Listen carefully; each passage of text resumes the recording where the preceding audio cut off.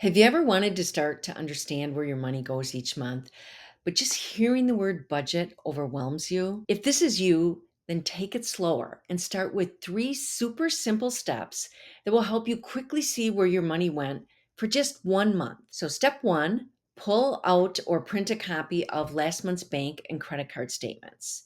Then, in step two, list 5 to 8 general budget categories at the top of your statement and highlight each one in a different color.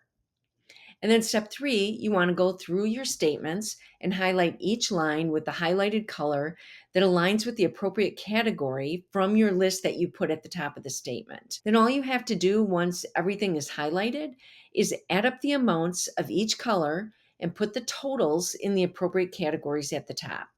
These three simple steps will give you a quick overview of your spending habits and where your money is going. Remember, taking control of your finances doesn't have to be complicated. And by starting with these easy steps, you'll gain a clear picture of where your money is going without the stress. So give it a try, and you'll be one step closer to managing your money with confidence and ease.